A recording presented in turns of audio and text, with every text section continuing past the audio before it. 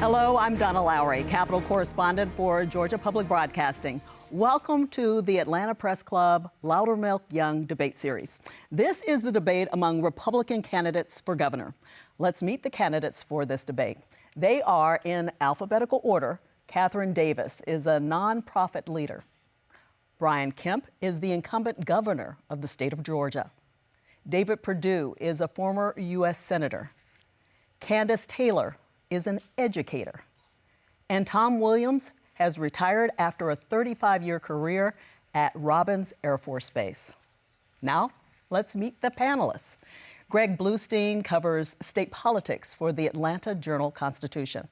And Chuck Williams is a reporter covering government at WRBL-TV in Columbus, Georgia.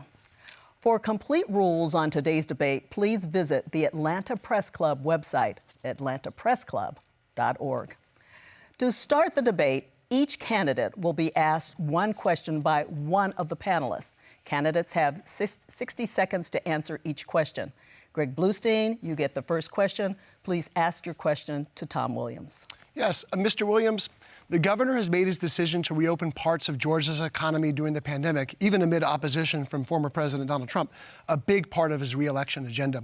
Would you have responded differently than the governor during the global health crisis? I think he did a good job at the very beginning when he reopened Georgia. We were one of the first, and I want to give credit where credit's due because it's very important. I worked at Robins Air Force Base, and we were considered essential people working out there supporting the military. But people in a lot of other areas were told they were non-essential. And let me say this to every voter and every person in Georgia. Everybody that's got a job is essential. That's essential to their family, to provide for their family, and to make their way and to do what they need to do. And so it was important for everybody to be able to get back to work and for us to continue to try to grow Georgia's economy and not be panicked by what happened, to be prudent but not be panicked by what happened. And so I'm very glad that we were able to open quickly. But like I said, the most important thing of all is what's happening right now. And Brian Kemp gave us Joe Biden, and we need to address that tonight because 4 of us here want to see him replaced, and that's what we want to do is see a new governor next year. Chuck Williams, it is your turn to ask a question to Brian Kemp. Governor Kemp, in the first 2 debates, Senator Perdue has attacked you on the state's crime problem. There are crime issues across the state, Atlanta, Columbus, Macon, to name a few. What is the #1 reason for the increase in violent crime in Georgia? Well, I think it depends on where you are, Chuck. First of all, let me thank the Atlanta Press Club and Georgia Public Broadcasting for having us tonight. I'm honored to be here. But look, what we've been doing was working with the locals, wherever they are, all over the state. And I think when you look back to 2000 and the summer of 2020 when civil unrest happened, we had local mayors calling us, asking us for help, whether it was state resources, Georgia State Patrol during the pandemic and other things, and we did that. I became very frustrated with violent crime in our capital city and created the Crime Suppression Unit to actually do something about that issue. We've been doing that for over a year. We were arrested with our Crime Suppression Unit from the leadership of the great Georgia State Patrol, GBI, and a lot of other state resources working with the locals. Over 450 people that were wanted. 27 of them were wanted for murder. We've been involved in 600 high-speed chases. We've arrested drug dealers. We've gone after street racing and violent criminals, and we'll continue to do that. That is what my record has been. Thank you. Greg, your question for Catherine Davis. Ms. Davis, thank you. The religious liberty legislation was the focus of so much debate during former Governor Nathan Deal's 2 terms in office. Would you press for this measure if you're elected, even if it meant boycotts and other financial fallout from critics? I absolutely would press for religious freedom in our state. You know, Christians are the only people in this state who are attacked for our faith. We must have protection. I have a story of a family who Child Protective Services came to their home to investigate them after a complaint. The social worker determined that there was no grounds to pursue taking the children away from that family. And yet, when one of the little children ran to his room, got his Bible, and presented it to the social worker, she opened a case. It should not happen in Georgia that the government doesn't have to have a compelling reason to interfere with our religious beliefs, and that's what the RFRA would do, require the government to have a compelling reason to interfere. Chuck, you have the next question to Kandiss Taylor. Dr. Taylor, you tweeted on April the 23rd that, and I quote, "There will be a runoff, period, and I'm going to be in it," end quote. You're polling at under 5% right now. What makes you so certain that you can get into a runoff in this race? Am I really polling that low? I mean, really? My interpolling didn't show that. The people of Georgia don't think I'm polling that low. And it's funny, I haven't been in a debate yet. Thank the Lord I'm here today. I'm thankful for the Atlanta Press Club who stood up for the people and let them have a voice. I am one of the people. I'm an educator, and I've been fighting for abused kids for 19 years. And I'm sick and tired of what's been going on in our state. Enough is enough. Our election was hijacked. Our children were masked. We have 40-year veteran people in healthcare that were mandated to take a vaccine that was experimental 9 months only, or they were fired from their jobs. This governor failed us in Georgia. The people know it. I know it. I'm running. I'm here. He's going to have a woman running against him because of his failure. All right, and Greg, you get the final question in this round for David Perdue. Senator Perdue, you proposed to eliminate the state income tax. How do you intend to make up cutting roughly half the state's budget, which funds infrastructure, public services, schools, all the like? Do you intend to increase the state sales tax, cut back on services? How do you plan to do this? Well, first, let's talk about why it's necessary to even talk about that right now. If you look at the competitive position of Georgia relative to states, our neighbors primarily, who we compete with, we're falling behind. Tennessee, Texas, and Florida do not have a state income tax. Today, Tennessee and Texas are outgrowing us by 35%. This is one of the key measures that people look at when they're looking at a state to isolate new locations for factories, new locations for offices and headquarters and all of that. This is one of the key things. Crime is the other, education is the other. What I'm proposing is this. It's a multi-year issue with regard to the sales tax. You've got to adjust the deductions on the sales tax and the tax credit that this state government has been doling out for years. That's the first thing you have to do.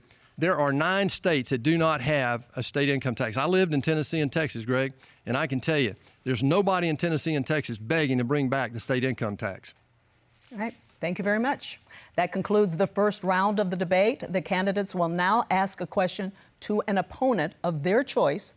Each candidate will have 30 seconds to ask the question, 60 seconds to respond, and the candidate who asks the question will have 30 seconds for a rebuttal. By random selection, David Perdue, you may ask the first question. Well, thank you, Donna. We all know crime's out of control. We've already talked about it tonight. Crime in Atlanta, murders and rapes are up 60%. The murder rate in Atlanta is higher than Chicago. Macon, Georgia, where I was born, the murder rate is the highest in its history. We have more illegals in Georgia than we do in Arizona. At the same time, our 5 largest cities are short 1,200 law enforcement officers. Our own state patrol are short 100 as we stand here tonight. Thank you, sir. Please ask your question. Thank you. Catherine, what are your thoughts about cleaning up this crime situation in Georgia? My thoughts are really fairly simple. I would and believe that we should deploy the National Guard to assist our police force. As you mentioned, we are down policemen all across this state. I can't help but remember 7-year-old Kennedy Maxey, who was gunned down as she was shopping with her aunt at Phipps Plaza.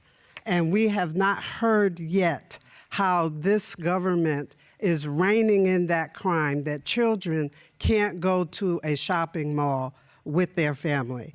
I think the easy way to fix it is to deploy the National Guard to assist the Atlanta police force and all of the rest in Columbus and Macon so that we can get the crime under control. Senator Perdue, do you want a rebuttal? I would like to, yes. Thank you. Thank you, Catherine. I agree with you. We know that this governor, is not enforcing the law, either safety laws or election laws. He allowed the consent decree. He allowed 7.5 million absentee ballots to be mailed out. He allowed for illegal drop boxes. He allowed for the Zuckerberg money. All of that's outside the law. The reason he continues to lie about me and my background is that he was complicit in this fraud. He let it happen. He denied it happened. He's covering it up, and he is now suppressing evidence. Governor Kemp, a rebuttal. Well, David, again, that's simply not true, and you know it's not. But I'll tell you what I have done. I was as frustrated as anyone else with the 2020 election results. And I actually did something about it, working with the Georgia General Assembly to address those issues in Senate Bill 202, the Elections Integrity Act.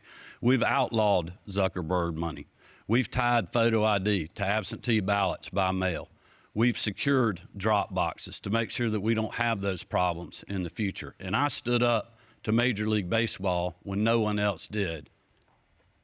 All right, thank you very much. Catherine Davis, you get the next question.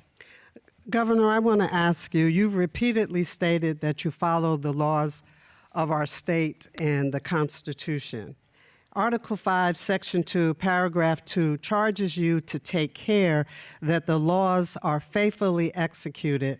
You have repeatedly said that you can't do anything to reassure the voters that the 2020 election was safe and secure, or that this primary election is going to be safe and secure.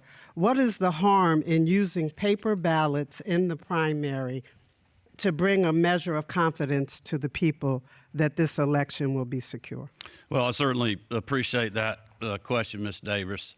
And to use paper ballots in an election, you'd have to have an act of the General Assembly pass it into law like we did with Senate Bill 202. The laws in the Constitution in this state, which I have been following, they also dictate who administers elections in the state, and it's not the governor. It's your county elections officials, and it's the Secretary of State, and it's the state election board. But again, I was as frustrated as anyone else with the results, especially at the federal level. And we did something about it with Senate Bill 202, tying voter ID. I mean, I was the first person that came out and put that ID on the table, and we now have that in the law, securing drop boxes, making sure that we're not going to have long lines, which the Democrats continue to complain about, and it's their counties where this is happening, making sure that we don't have outside money coming in the process. And I will remind everybody at home, we have paper ballots in our elections. The voting system that we currently has a verifiable paper audit trail, which was counted in the 2020 election, and that was passed by the Georgia General Assembly a couple of years ago. Thank you very much. Ms. Davis, rebuttal. Governor, the voices of the people have been silenced by this firestorm that's been created with all of the anomalies and misconduct that happened in 2020, 2021, and people are fearful it's going to happen in 2022. What did you do to give the people hope that we are going to have a secure election? That is the question that Republicans and Democrats want to know. We are going to move on. Thank you very much. Thank you. Tom Williams, it is your turn to question one of your opponents. My question's for Governor Kemp, and you know, you've talked a lot and you've had some success this spring in the legislature with some of the laws that you passed are very popular, and if they're applied, if they are upheld, will be an improvement. But what I want to ask you is, what assurance do the people of Georgia have that you're going to uphold the laws now? You haven't in the past. You have not done what needed to be done to fight for our rights, to have a free and honest vote and vote count in 2020. You said, and I quote from Mr. Bluestein's book that was quoted, saying that you and people around you were very fearful about endless litigation and the threat of a riot. Is that what can intimidate you from not upholding the law? Is just the threat of something like that? Well, I certainly appreciate that question, and it wasn't a threat. It was simply telling people what the case law is. No, I said the threat of a riot, that they said that there would be a threat of a riot. No, I wasn't worried about a riot, because if you go back and look at civil unrest in 2019, you can see that we didn't put up with that when people trying to burn the city of Atlanta down, because your state government was there, the State Patrol, the Georgia National Guard. But back to elections, again, I followed the laws in the Constitution. And you know, when things came to me, we did have our attorneys look at it in our office, and we referred those things to the state election board. And they are looking into those issues. But the jurisdiction under the current law in 2020 was the Secretary of State had the investigative authority. Thankfully, this year, I just signed a bill that will allow the GBI to do elections investigation in the future. So that, in conjunction with Senate Bill 202, the Elections Integrity Act that we passed, is going to give people confidence. And we need confidence because we need to turn out and vote and beat Stacey Abrams in November. Mr. Williams, your rebuttal. What I'd say is I've talked to 3 different groups. I've talked to 2 groups and watched several videos. The Catherine Engelbright group that's True the Vote. She said in 2 separate interviews recently that you did not help them when they tried to present evidence to you, and Vic Reynolds at the GBI did not help them when they showed you about the ballot harvesting, the cell phone issues, all of this, that you didn't help them. And both Voter Georgia and Mr. Rossi, who you know from Houston County, and Mr. Perdue I'm sure knows from Houston County, said they didn't trust you in what was being done in the 2020 election at any time about the elections. All right, thank you very much. Kandiss Taylor, please ask your question. Those we elect are to work for us, not against us. The Chinese Communist Party, the CCP, is the worst evil on earth. Our governor met with 2 consulates 4 times before Dominion was signed. Chinese made solar panel farms that do not work are being pushed on our farmers. This is the communist, liberal, leftist agenda of the Green New Deal. Rivian lithium battery plant Ms. funded Davis, by your $2 question, billion. please. I'm Taylor. I'm Taylor. I'm sorry. Thank Ms. you, Taylor. and it's Dr. Taylor. All these examples prove you're not working for us. Governor Kemp, we the people want to know what's stopping you from severing this tie, renouncing the CCP for governor for Georgia, and putting Georgia first. So what was your question again? My question, what's stopping you from severing ties for Georgia, renouncing the CCP, and putting Georgia first? Well, I would remind you that I have been putting Georgia first, and you can look at our record economy to see that firsthand. Lowest unemployment rate of the 10 most populous states. Most people ever working in the history of our state. Least amount of people on our unemployment rolls. Last fiscal year, we had a record year for economic development, where 74% of the 379 projects that total $11 billion went outside the 10 metro counties, furthering my commitment to strengthen rural Georgia, not to mention rural broadband that we have done. And we have already broken those numbers this year at just the end of the 3rd quarter. So we've got a whole quarter to go, and we're going to continue to keep our foot on the gas. My focus every day is putting hardworking Georgians first to make sure that they have economic prosperity, that they have a school system and teachers that are not trying to indoctrinate our children, and making sure that we strengthen all parts of our state. Dr. Taylor, your rebuttal. Yeah, you know, it's easy. It's a yes or no to the CCP, and it's a hard no for me. The Confucius Institute has 6 of 63 of them in the University of Georgia system in Georgia.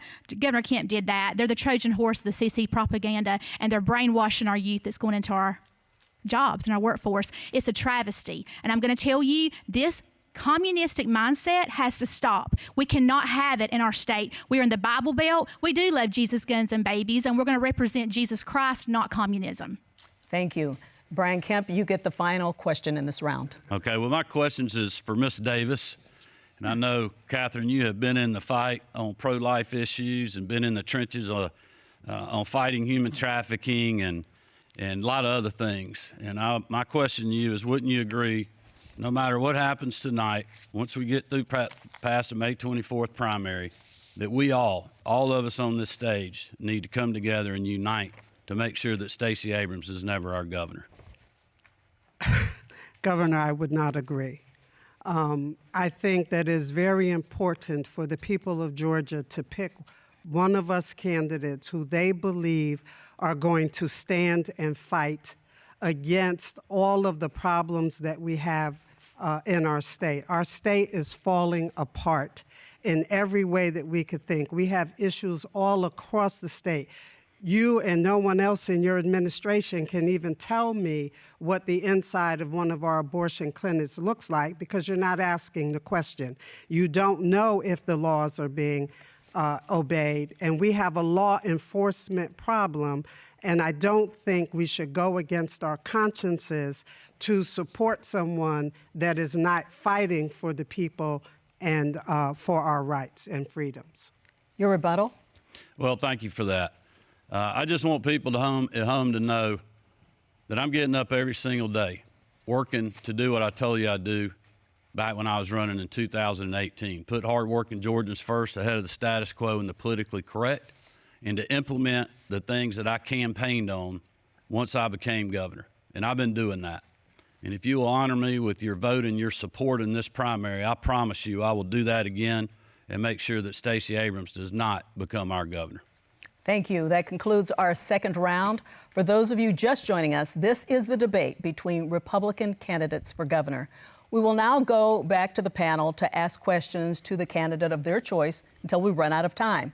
As a point of moderator privilege, I may also ask questions of the candidates. I will determine when a rebuttal is appropriate. And I'm going to use my moderator privilege right away.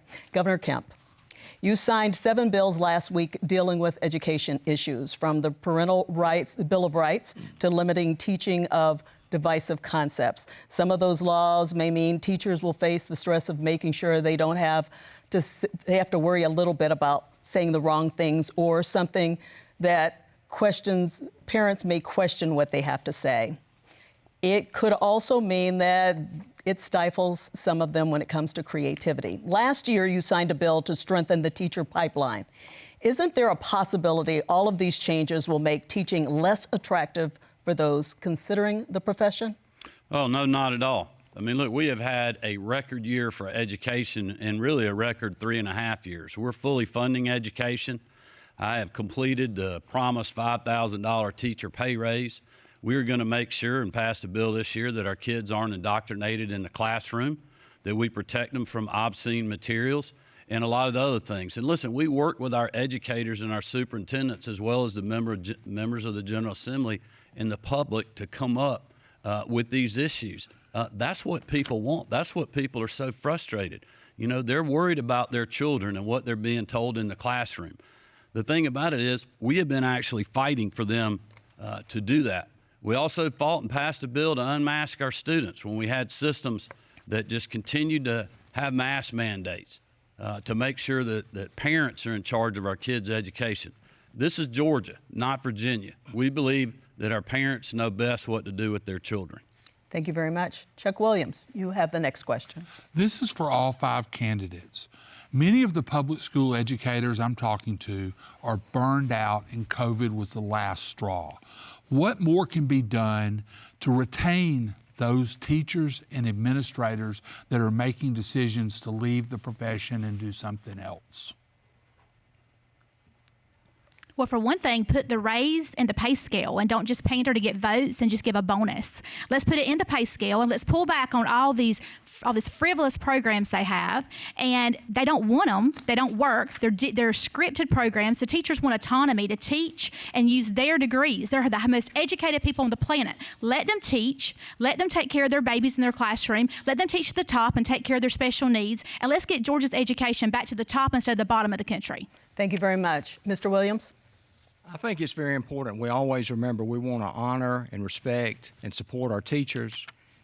But one of the things I think they all have trouble with is they probably got a lot of paperwork and other things they're having to do that keep them from teaching in the classroom all the time. I would try to reduce the overregulation at the state level and try to push out the federal regulation to be reduced as well. So let our teachers teach, and let them teach the fundamentals and teach our students what they need to know.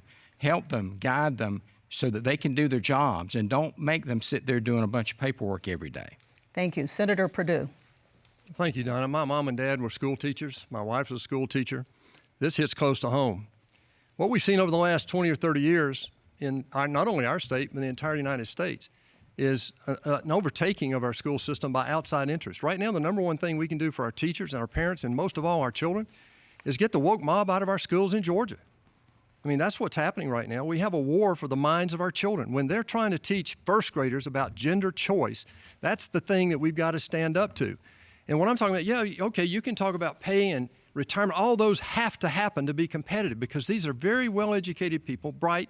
They work 80, 100 hours a week. I remember my wife had to take money out of her own salary to buy materials for the children. I'm sure Kandiss knows all about that. This is unacceptable today. And now you have the security issue around these schools. This is the other thing that makes it so difficult for teachers. The number one thing we've got to do is make sure the next generation is prepared for the problems we're leaving them. And that's what we're trying to do right now. And that's why I think we need a change in the governor's job to make sure that that becomes a focus and we don't allow some outside interest to mask our kids up for 2 years and have the woke mob in here indoctrinating our children. Thank you. Governor Kemp? Well, thank you. First of all, our daughter is a first-year, first-grade teacher. And I came home one Friday after being on the road all week, and she looked at me. I said, how was your week? And she goes, Dad, the burnout's real. So I know it is. And that's why we designed the pay raise to be in the pay scale, but also to be across the board $5,000 so it benefits the new incoming teachers. Because we were losing, when I was campaigning, this is something I promised, we were losing 44% of our new teachers within the first 5 years. And that's why we designed the pay raise. The other thing we can do is simply tell our educators, thank you for what you've been doing. It's incredible what they had to go through during COVID. I mean, many of our educators were having to feed their students during the summer, which is something that they normally don't do. We also put money in the budget to get more mental health counselors into our high schools through mental health counseling through the APEX program. And so we've been addressing the things that is causing the stress with our teachers, and we're going to continue to do that in the future. Thank you very much. Ms. Davis? You know, the issue is about more than pay. Teachers are being forced against their will to do things that they normally wouldn't have to do as a teacher. They are being taught to indoctrinate the students, and they have all these other public policy issues forced on them that perhaps they don't even agree with. So I think that we should encourage school choice. We should allow parents to have the right to decide what school system is going to best suit their students. We should give teachers the freedom to decide what school system they want to teach in that is going to give them the freedom to teach rather than indoctrinate. Thank you very much. Greg Bluestein. Yeah, I'm going to stick with the education theme, Senator Perdue. Here in Metro Atlanta, we have another crisis at DeKalb County, the state's third largest school district, with the abrupt dismissal of the superintendent. My question is, what's your philosophy on whether the state should take action to intervene with problems, not just plaguing DeKalb County, but any school district that has, local school district that has issues? Well, I think when it comes to certain things that the local, my dad was a school superintendent for 20 years. And I can tell you the best decision that's made for the child is made at the local level between the parent, the teacher, and the administrator, and not somebody in Washington, D.C. or Atlanta. Now, there are exceptions to that. When we see mandates coming down from Washington, we expect the government in Georgia to protect us, even with the school system. When we see masks and certain school systems shutting down and others opening up, that puts certain kids behind the other kids in this state. I thought that was wrong when that happened here in the state, and I would fight that as governor. Look, I go back to this thing. The number one thing we've got to do in this state to really remain competitive and really take this state forward is to work hard on making sure crime is reduced, we get these election integrity issues solved, and we get these children educated and get the woke mob out of our schools. All right. Thank you very much. Dr. Taylor, I have a question for you. You're an educator. I want to ask questions about learning loss and behavioral issues that we're seeing in the classroom, where even the young kids they don't know how to stay seated in class or learn to raise their hands because of the pandemic. What would you do as governor? What would you push to help address those issues dealing with academics? Absolutely. It's gotten way worse because of the pandemic, because our governor opened the state, which was great, but he didn't open the schools. And so kids were at home for a year, not ingrained in education and routine. Children need routine. And what we saw happen is children with depression or children that were being molested. Let's talk about the hard stuff. Kids that are being molested never had a reprieve. They were molested day after day after day, and their parents were not teaching them anything. And so staying consistent, for one thing, and having after-school programs and offering things to get them out of the house, out of the environment, with the mental health counselors we put in our school system, and helping them to learn that there's more than their dysfunctional home, while we help homeless and while we address other issues that are just they're unparalleled in America, much less in Georgia, where we're conservative and we're red, which we are. I just want to say that the school system has been neglected, and we not only have CRT and SEL and comprehensive sex education teaching transgender perversion to our children, we also have anti-white racism that has not been addressed by the current administration, and it's taken over our schools, and it's ruining the students, and it's ruining the environment. Thank you very much. Chuck Williams, your question. I'm going to shift gears a little bit, and I've got a question for Senator Perdue.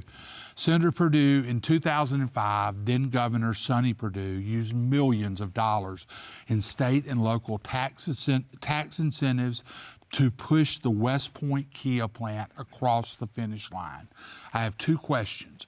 First, do you think the Kia plant in 2005 was a good investment for Georgians? And second, how is what Governor Kemp is attempting to do now with Rivian different from what Governor Perdue did 17 years ago? Well, thank you, Chuck, and I know that's close to home down there, and they've done a great job, but they're worlds apart. In 2005, the local community, which had been devastated by the textile industry departure down there, they were ready. They had been consulted. They were brought in. They dealt with them early on in the idea that they were going to attract a big company down there. They also disclosed the money they were going to invest very early. And then they got into training and all that, and that was a success. The problem I have with Rivian is on two levels. One is we still don't know what our state is spending to get it here. Some estimate it's as high as $600 million. Then they sold 2,000, the state bought 2,000 acres from a few people down there at about $60,000 an acre. We still don't have the full information about that. And then the second thing, the third disagreement I have with this thing is from an economic point of view. What's the return on that? I mean, this is the point I'm talking about. If you spent $600 million, which we've heard it's that expensive, how much good could we do in small business around Georgia? This is not done the right way. It was done in the dark of night, and the people down there should have a voice in bringing that job, all those jobs down there. Governor Kemp, do you want a rebuttal? Oh, yeah, sure. Hey, look, just know I support 7,500 great-paying jobs going to rural Georgia to an automobile manufacturing facility. I'm going to always be for that. But you need to know that what David Perdue's telling you about the incentive package, we're doing the same process we did when Sonny Perdue was governor and when Nathan Deal was governor. The tax credits that people get, jobs tax credits, are built into the statute. So just know I'm going to be for jobs in rural Georgia. All right. I got a response on that. Thank you very much. Listen, this is nothing like that. He uses code and code. Sounds like a bureaucrat. You didn't bring the people involved down there into this conversation at all. You got it done in the dark of night. And we still don't know. You haven't told us yet how much of our taxpayer money are you spending. This is why I want to get rid of the state income tax. He's trying to get jobs by taking taxpayer money, giving it to companies owned by George Soros, and bringing those jobs here. I'm sick of it, and I think this is the wrong way to do economic development. The better way to do it is to create an attractive environment down here so companies want to come to Georgia. Thank you. We're going to move on. Greg? Governor, I'm going to stick with rural Georgia. In the past decade, at least 8 rural hospitals have shut down in Georgia. Only 2 states have had more closures over that same time period. Local officials there say expanding Medicaid could have saved some of those facilities. Why hasn't more been done to ensure that these hospitals remain open? Well, look, Greg, I've been to all 159 counties, most of them multiple times over my career, and we've been in the process of doing that, interrupted by COVID, I might remind you. But look, you got to have a robust economy to support a hospital. And the population's been shrinking in rural Georgia. And that's why I ran on strengthening rural Georgia. That's why last fiscal year, 74% of the projects that we worked were in rural communities. In 3.5 years, we've done at least one project in over 83 counties with less than 50,000 people. So we're focused on all parts of the state because you have to have a tax base and you have to have a community that supports rural hospitals. Expanding a broken government program is not going to do that. And that's why we came up and got health care waivers to address this, to address the Medicaid program through the Trump administration. And now the Biden administration is blocking us from moving ahead to make sure that we have robust rural health care in our state. Thank you. I have a question now for Mr. Williams, Dr. Taylor, and Ms. Davis.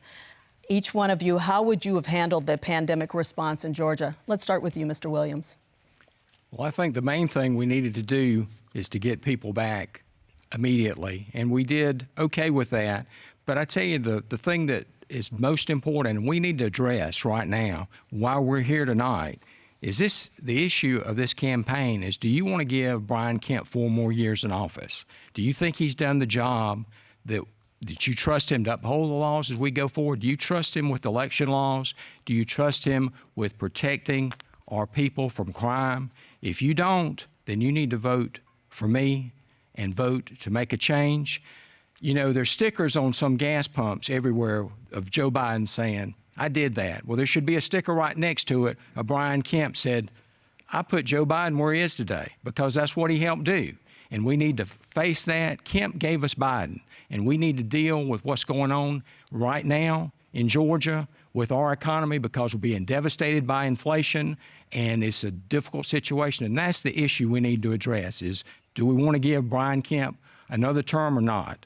Governor Kemp, 30 seconds. Yeah, I would just say, listen, you know, to beat Stacey Abrams in November, we need somebody with a record. And that's what I have. And it's the It needs to be a good record. Well, excuse me, I didn't interrupt you. I'd appreciate if you let me finish. Well, I just wanted to say that. Thank you. A good record. I've done all that I said I would do when I was campaigning in 2018, because I promised you I would do that. The reason everybody up here tonight's looking in the rearview mirror is because they don't have a record to win in the future. And that's what I'm focused on. That's what I'm going to continue to be focused on. And I'd be honored to have your vote and support. Dr. Taylor, how would you have handled the pandemic? Can I speak just 1 second no, before she goes? Hindsight is 2020. We're going to move on. Hindsight is 2020. Right? So for being fair, I'm not going to say that he did everything wrong. But what I am going to say is the schools shouldn't have been shut for the length of time that they were. And we should have unmasked children very quickly. We still have schools wearing masks to this day. And that is a huge problem. We have kids with speech problems that are worse and worse, and kids that should already be progressed on that aren't because of the failure of this administration. And I want to say that in itself is enough not to elect him again.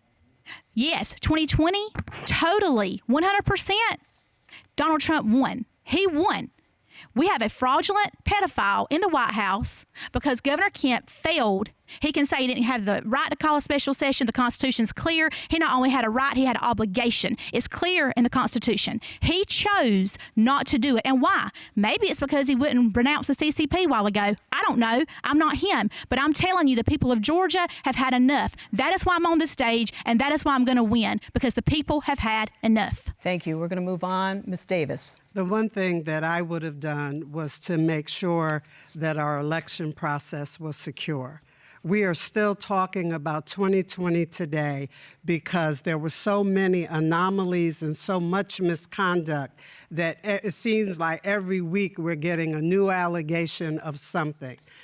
Had we stopped the consent agreement when it happened, it broke Georgia black letter law, then a lot of these dominoes that have been falling ever since would have stopped. That is the one major thing I would have done, was stopped the ability of those who committed those anomalies and misconduct from doing it.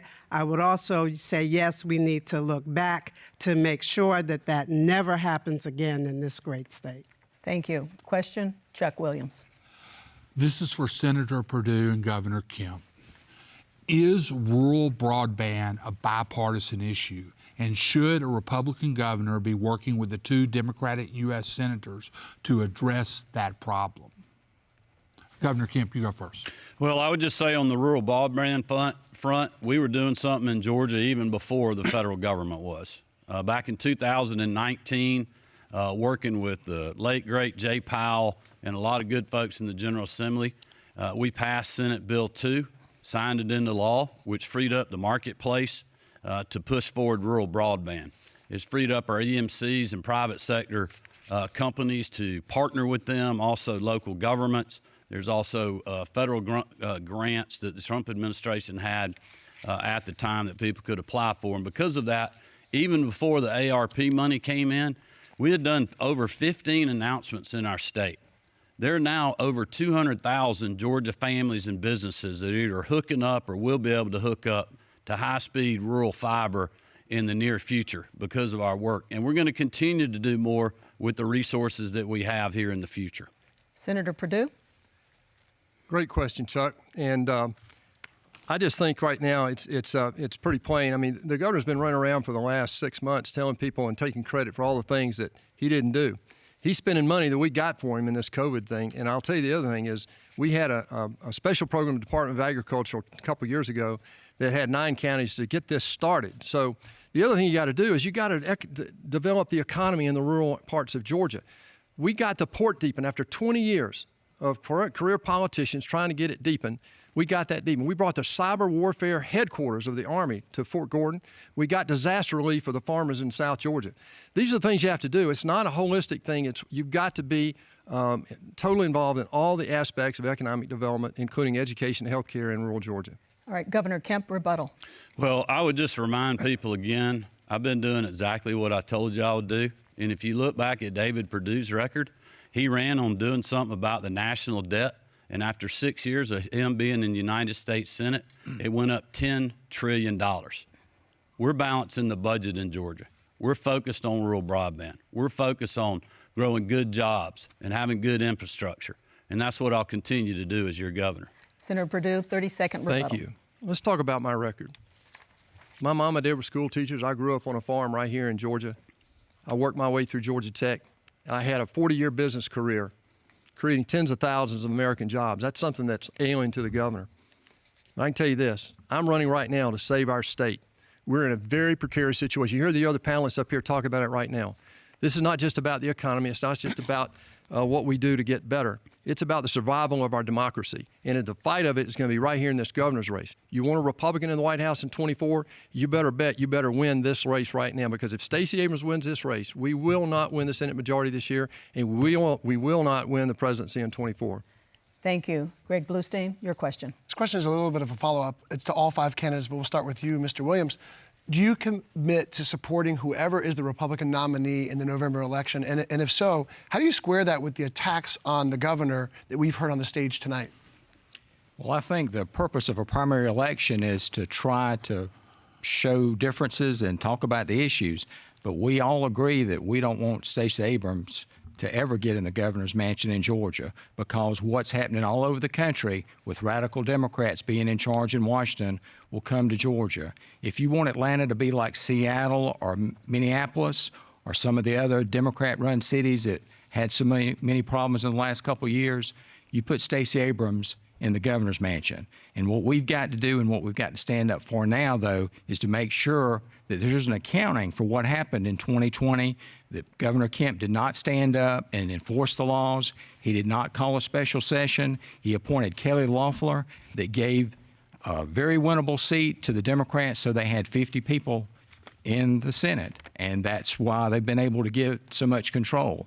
And so I would say we definitely all agree we don't want Stacey Abrams, but we also don't want Brian Kemp. So you will not support Governor Kemp if he's I didn't say that. So what is your answer to that? I would say that, like I said, I don't think he's going to be reelected. So that's my answer to that. Dr. Taylor? Stacey Abrams will never win Georgia in a fair legal vote. Let's hope we have one. Maybe they're scared. Maybe they know they'll go to jail. But I will say this, and I've said it in many meetings. I'm asked this question almost every single week. I will support whoever the Republican nominee is. I'll even knock doors for them. I knock doors for myself, which the two good old boys don't, twin rhinos over here. But I'll knock for them if one of them wins, but they'll never win. Kandiss Taylor will win, and I'll be the first female governor of Georgia. Senator Perdue? Well, thank you. I mean, the only reason I got in this race is because our governor sold us out and divided us, and I don't think he can win. And so, of course, I'm going to fight like hell to make sure that the number one objective that I got in here for is to make sure Stacey Abrams is never governor. So, yes, I will support whoever wins this primary. Of course I will do that. We cannot let Stacey Abrams and the woke left take over Georgia. Governor Kemp? Oh, look, absolutely. Absolutely. We cannot allow Stacey Abrams to be our governor or our president. You know, the thing is, I have a history of supporting our nominee. I did that when Sonny Perdue ran for re-election. I did the same thing when Governor Nathan Deal ran for re-election. I was in a tough statewide election and won in a runoff, a brutal campaign. Immediately supported my opponent in that race when two of the other Republicans that were in that race with us supported the Democrat in that race. So I'm absolutely going to support the Republican nominee.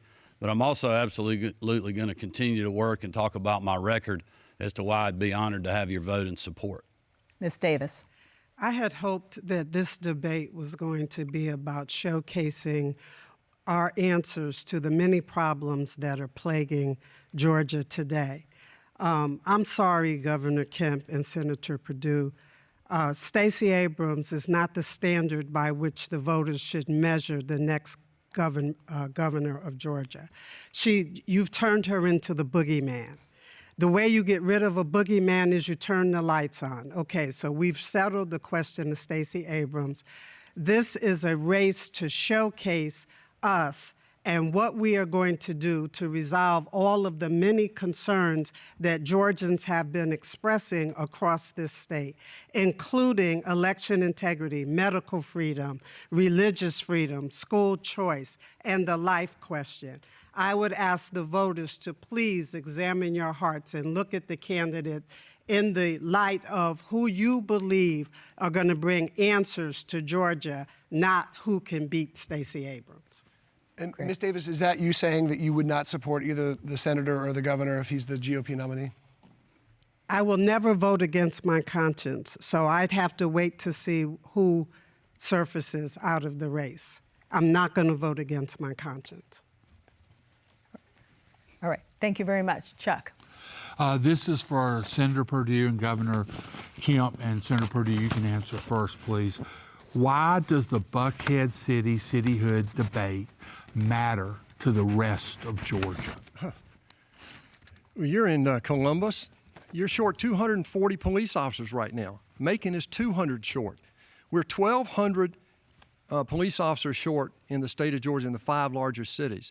What the people of Buckhead want is to take charge. They want to protect themselves, and they want the right to vote. There are 5 areas in Georgia that applied to get this vote and to have a right to determine whether they were going to have their own self-government. 4 got that right. Buckhead did not, because decisions were made in the Gold Dome down there that were tied to, I believe, the bad relationships with these large companies. Actually cost us the All-Star game last year. And right now, they're being denied what 4 other areas are. Why this is so important is because people are dying on the street. And our governor's talking about, oh, well, I want to keep my powder dry. The people are furious about this, and it's a better way, and they should have a vote. Governor Kemp.